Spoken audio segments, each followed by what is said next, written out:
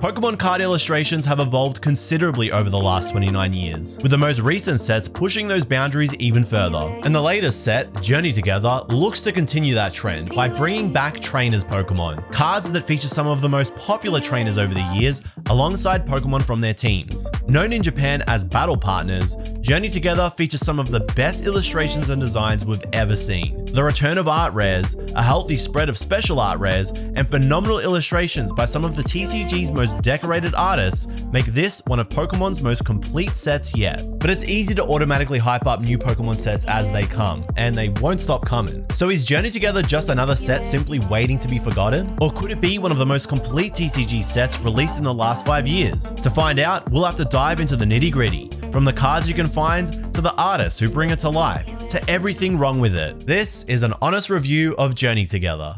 First up, what do we stand to get out of a booster box? Well, Japanese sets have guaranteed hit rates, unlike their English counterparts, which can vary from each release. On the Japanese side, a sealed box will always net you about 4 to 5 EX cards, 3 art rares, making every opening feel rewarding, and 1 guaranteed SR, super rare, or higher. And that could be a full art Pokemon, a trainer, a gold card, or the coveted special art rares. Occasionally, you'll find 2 SR in a box, with a mix of the SR varieties fully possible. There's no doubt a ton of value here for collectors in terms of hit rates. The solid variety of rarities mean every box will be fun to open, and with a retail price of 35 USD, converted for those of you around the world, the risk-reward component is definitely in your favor. But let's be serious, those prices are a pipe dream in this hyped climate, although Battle Partners prices have cooled off since release. Unfortunately, Journey Together looks set to follow, with pre-orders long gone, and resale prices online astronomically high before the set's even released. But this set is more than a dollar figure, and to truly appreciate it,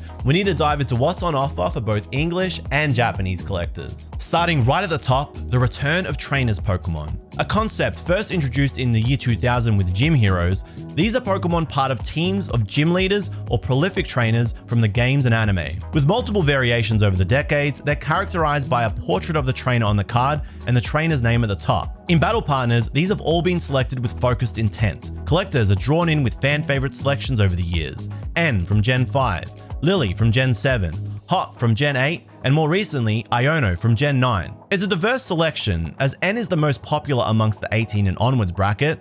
Lillie has mass appeal in Japan and overseas as an integral part of Sun and Moon. Hop gives solid representation for the younger fans who started on Sword and Shield, and Iono is the clearest choice from the Scarlet Violet era. Most importantly, Trainers Pokemon introduced new mechanics to the TCG, with entire deck archetypes developing around the Trainers Pokemon and items. And once combined, they build off each other, allowing for interesting hybrids with pre-existing decks. Hop Zacian EX and Hop Snorlax synergize as well with Arcanine EX, while N Zoroark EX lets you draw cards, as well as copy attacks from your benched N's Pokemon. Not to mention Lillie's Clefairy EX, which forces Dragon Pokemon to be weak to Psychic. So far, it doesn't look like future sets will feature more cards for these trainers down the line, but you can never really close the door, right? Trainer Pokemon are a refreshing mechanic, much better than Terra cards, but possibly the most exciting part of the Trainer Pokemon returning is the confirmation that art rares are here for another year. Because let's be serious, no illustration rares in Prismatic Evolutions overall sucked. SARs are notoriously difficult to pull in English,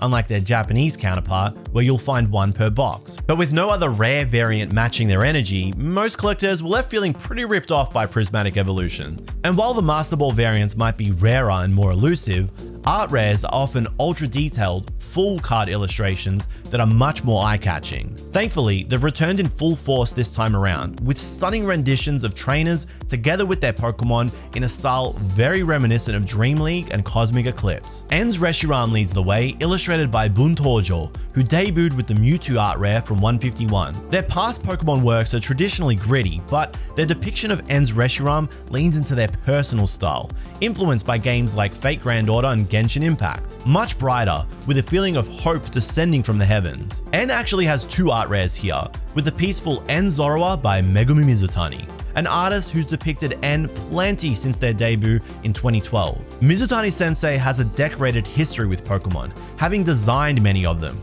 like Tinkaton and Mimikyu, as well as illustrating the Silverly GX from Dream League. And it's that level of experience that explains why this card feels like official concept art from the games. Iono's Kilowatt Rule by debut artist Terada Terra takes on a distinctive style with plenty of color and a chibi rendition of Iono. It's very in line with their traditional works, as Terada Terra typically creates characters and artwork for Vocaloid artists and musicians in Japan. A very fitting selection to draw Iono, a trainer who loves the spotlight and is on the bleeding edge of trends. Hop's Wooloo follows up, drawn by Minami Namitake, an artist who captured my heart with their debut Totodile from Temporal Forces. While their regular cards traditionally adopt thin line work, Wooloo forgoes this, instead creating an almost water painting style piece in an open meadow. It's a serene and relaxed card, with Hop deep in thought next to his companion. And Japan's favorite of the bunch, Lillie's Rabombi by Saino Misaki, which arguably could pass as a special art rare. Having drawn the Flaffy and the Mimikyu from VMAX Climax, Saino Misaki has continued to innovate with their TCG works, demonstrating a multitude of styles that capture a mix between digital art and traditional shaded color pencil illustrations, culminating in a blend of those styles with this Rabombi. With only 5 trainer Pokemon art rares, the pool of hits might seem pretty shallow, but fortunately, Battle Partners features 7 other art rares too. Maractus by Oinishi, their first art rare, which almost seems flat at first, until you realize Oinishi is using layers to pull them out of the card. Wailord by Katsunori Sato, with a watercolor painting of Wailord perfectly encapsulating the sheer size of the fella. Lycanroc by Ghidorah, an illustrator with plenty of range, who always seems to find themselves drawing cards with canines in them. Furret by Rend, the winner of the 3rd illustration contest, with a hyper-realistic style capturing Pokemon in high definition, right up close. Noibat by Soso, arguably one of the most popular illustrators from the last 5 years, they've captured Noibat in such a calm and happy setting, deep in their cave, eating some berries in that signature storybook style. Swinub, illustrated by Nakamura Ippan, their first art rare, making their debut with Rufflet in Surging Sparks, one of the few yet increasing mangaka making their way to Pokemon, with a plethora of publications under their belt that focus on the beauty of daily life. And Articuno by Kuremori, one of 2023's best new artists, having illustrated some of the most popular cards in recent times with that ultra-detailed, dreamlike style. It's a card that evokes the feeling of finding a legendary in the wild.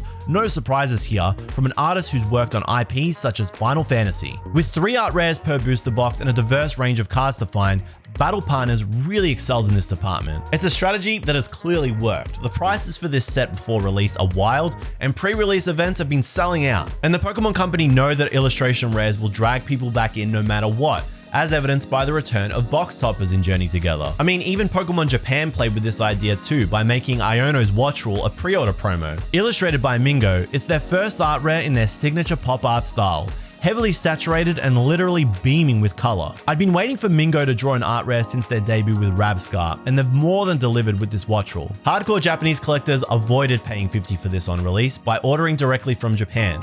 We all hang out in the OKJ Love Discord, by the way. That's your cue to join. Overall, the art rares in Battle Partners and soon to be Journey Together really deliver, but they're not doing all the heavy lifting, as the full set features a bunch of returning artists with some newcomers mixed in too.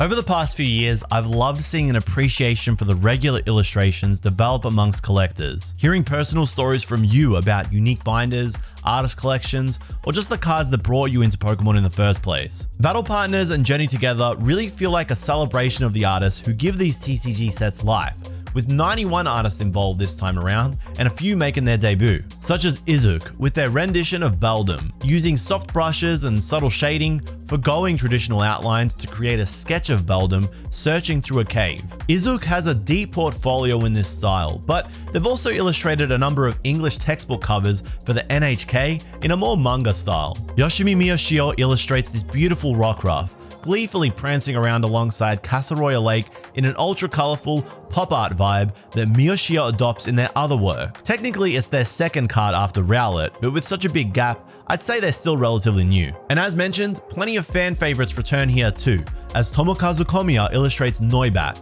emerging from a crack in the earth, partway through the abyss in a forest, almost split between 2 realities. Kawayo with a fierce Druddigan, and their ability to create larger-than-life drawings in such a small canvas with incredibly varied and diverse shading remains unparalleled. Akira Egawa impresses with the larger-than-life Tyranitar, bounding and crashing forward in that signature style, almost leaping out of the card, with such attention to detail across not just the Pokemon, but the environment too. Jerky continues to deliver with a colourful and lively Ludicolo, brightened not only by the wide colour spectrum used as they dance atop the water, but with clever use of white outlines to highlight them centre of frame. And another wonderful piece drawn by Mitsuhiro Arita in this Metagross, a staple of the TCG who still traditionally illustrates using pencil and paper, continuing to create rich and detailed cards. It's a very diverse set with a range of styles, with some of my personal favorites including this Caterpie by Shimura's Yukichi. I love their chibi style and the way they use thick white outlines to really make the Pokemon stand out, together with a perfect backdrop for the little fella. Kazumasa Yasukuni illustrates both the Iono's Voltorb with an extremely vibrant and saturated style, as well as the Asalgor, using darker tones but still feeling just as full of life, as expected from the artist behind the Iron Hands SAR from Prismatic Evolutions, even lending that style to the Gundam card game. Maybe it's the soft spot I've got for 2010 Zelda, but legendary artist Takumi Wada has impressed me yet again with this Articuno. It's a version that throws me back to the one-time battle with Articuno kicking off, with such attention to detail across the feathers in their wings. And this Remoraid by Minahamu that instantly caught my attention. It feels like an oil painting, with the water slowly becoming darker through the piece, the bright flora adding some life, and Remoraid playfully peeking their head above the surface. Minahamu has serious range through their folio of work, so I expect to see them do great things moving forward. On that note, there are a stack of artists to keep an eye on in this set, who have developed their skill set even further in Journey Together. Like Julie Hang with this Shellgen, making excellent use of shadows and soft shading to create texture around not just Shellgen, but the mountain and twilight sky too. A runner-up in the 2022 illustration contest, her style is reminiscent of 90s morning Disney, so an art rare seems like the next logical step. Dusuke impresses yet again with this Larvitar, using a combination of thin line work and three-tone coloring to create a flat yet deep illustration. This simplicity is their forte, and I know they're due for an SAR very soon. Felicia Chen illustrates Floragato, which could possibly be one of the best Floragato cards yet, creating texture in their paws using cross-hatch shading and a dynamic pose for that sense of depth. Their style is very similar to Koki Saito, and perhaps that's why I'm so drawn to it. I can easily see an SAR like this becoming a fan favorite. An expert of pastel coloring, Goto Minori draws Iono's Electrode and captures their deception perfectly. It's such a simple piece that feels so retro, so I'm excited to see what they're capable of with an SAR. And one of 2024's most slept on artists, Iori Suzuki, illustrates En's Joltik. It's a serene card that feels so gentle, bright and sunny in the back, but shaded heavily in the front to capture the shadows from below. Iori Suzuki masterfully uses this lighting juxtaposition across their cards, and it's going to look stunning if they get to illustrate a Pokemon SAR next. Every artist contributing in Battle Partners has clearly pushed their skill set to the absolute limits, with each card forcing you to pause and breathe it all in. It's a testament to how far the TCG has come, and at the same time, how far to go to make them truly perfect, because unfortunately, it's time to talk about the Cufant in the room. Secret Rares. Battle Partners makes great advances to fixing the biggest problem with the super rare slot in Japanese booster boxes, but at the same time, holds itself back. Every Japanese booster box will always have one super rare or SR inside, sometimes two if you're really lucky, and that SR can either be a full art trainer, an okay hit, a special art rare, the best hit, or a full art Pokemon, the worst hit. Where Battle Partners mixes things up though is with the trainer Pokemon full arts. Zacian, Zoroark, Clefairy, and Bellibolt EX each blend a trainer into the background, helping them stand out amongst the traditional full art hit that feels so bad in Japanese sets. And while this style has been mocked a little online, especially by Japanese fans, with plenty of memes flooding through on reveal, I think it's a very welcome change that I'm looking forward to seeing more of in future sets, for trainers like Cynthia in March, or for Team Rocket towards the middle of the year. Perhaps a little more could be done to avoid them looking like a memorial picture at a funeral, but it's definitely a step in the right direction, especially for the ultra rare gold cards. Funny story about this card actually, there's an error version in Japan where the texture from the SIR is printed onto the ultra rare, and that error variant has been selling for over $2,000 US, making finding this ultra rare a little more special. Having said that, the traditional full art Pokemon are still here, with no major changes and those terrible color combinations. Volcanion EX and Salamence EX being some of the worst offenders yet, with frankly ugly backgrounds that really detract from the card and just feel bad to look at. It's frustrating to see Pokémon and Creatures Inc. still fail to innovate properly in this space, especially considering the first iterations of these cards remain some of the best, so I think a return to this style would be very warmly welcomed. For now though, all we can do is hope that next year's sets make some better changes, but to be honest, I wouldn't hold your breath. When it comes to full art trainer cards though, surprisingly, Battle Partners and Journey Together have very few. Just the three: Iris's Fighting Spirit, Brock's Scout, and Scary Big Bro. And while Brock is a fun throwback, honestly, these cards feel a bit like filler. They don't really mesh with the rest of the set, instead serving as another miss because deep down, if you've seen the special art rares from this set, that's what you'll be chasing. It's difficult to imagine a period without super art rares, the Japanese term for special illustration rares or alternate arts. Strangely absent from 2020 sets, special arts returned in 2021 and evolved into super art rares in the SV era, continuing to elevate card illustrations since, and Battle Partners is no exception. Each Trainer Pokemon EX has an SAR in Battle Partners, further solidifying this set as a spiritual successor to Dream League, one of the greatest Japanese sets of all time, and a major inspiration for 2019's Cosmic Eclipse, with some artists from Dream League lending their talents here again. Hop's Zacian EX by Dom is one of the most fitting pairings, as Dom made their TCG debut illustrating the Jolteon CHR from VMAX Climax. A mainstay in the TCG since 2023, Dom makes excellent use of space, creating dynamic depictions of Pokemon in the midst of battle with brushed outlines and subtle texturing. Zacian adopts a similar art style with highly detailed shading but with smoother outlines. However, that dynamic movement is shelved in favor of a calmer illustration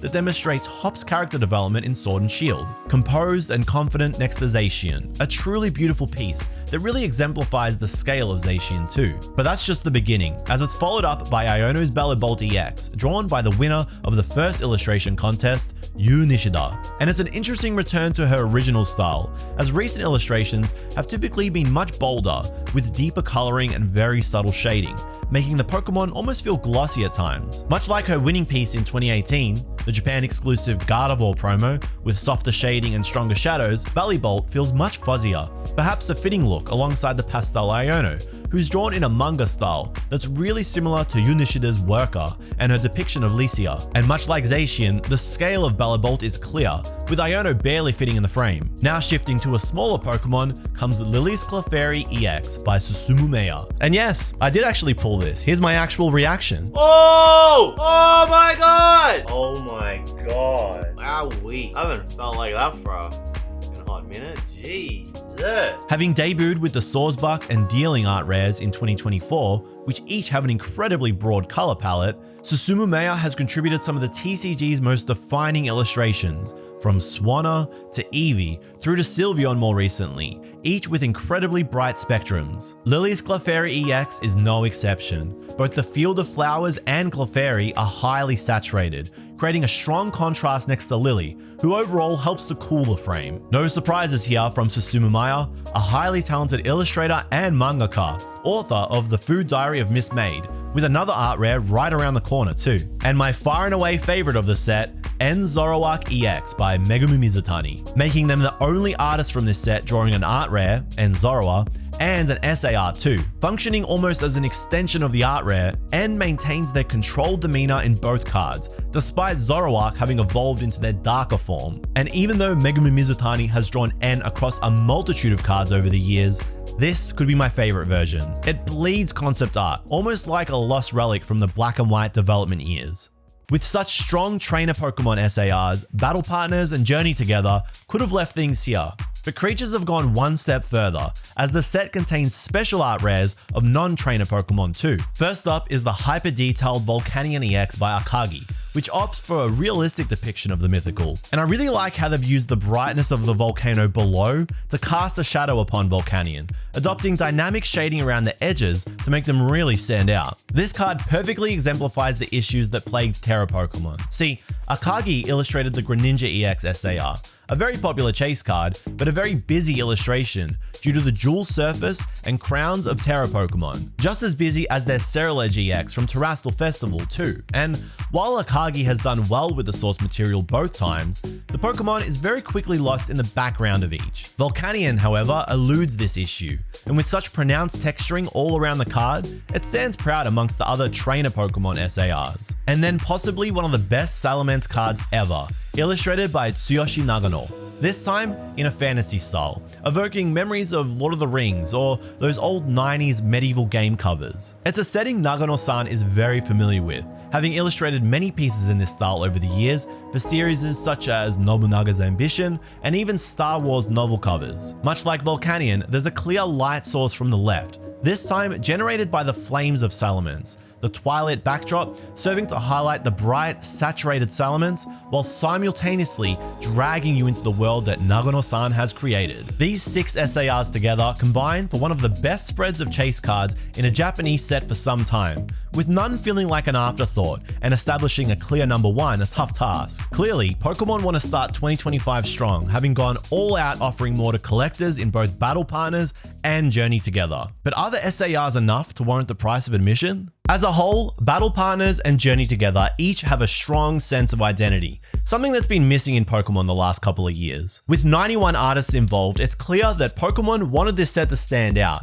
letting the regular illustrations establish a strong foundation. The return of illustration rares and the wide variety of them mean that special illustration rares don't need to do all the heavy lifting, an issue that plagued Prismatic Evolutions. Fans love IRs, they're a fantastic in-between, so I think I speak for all of us when I say please make them a permanent fixture. Having said that, the lackluster full art cards really hold it back. Yeah, you can't always find a rare chase card, but if you do miss, you at least want to find something cool, and the Dunsparce EX is not it. As for the price, well, unfortunately in this climate, Pokemon cards don't come cheap. You know, paying 2 or 3 times what you ordinarily should doesn't feel good, but right now, it feels like that's the only option. Both Journey Together and Battle Partners prices will eventually cool off. Pokemon cards always do, especially with massive reprints planned for Japan this year. So if you can find it for close to retail, it's worth picking up. But if not, your patience will eventually be rewarded. And if you really want them in your binder right now, just do what I did and grab the singles when the dust settles. Journey Together and Battle Partners are a fantastic start to the 2025 block of Pokemon cards, with enough chase cards to hook you in and quality art rares to keep the dopamine firing. It's a solid 8 out of 10, keeping me well and truly excited for what's to come. Hope you enjoyed that deep dive. Thank you so much for watching. Make sure to subscribe, let me know your thoughts, and I'll see you in the next one.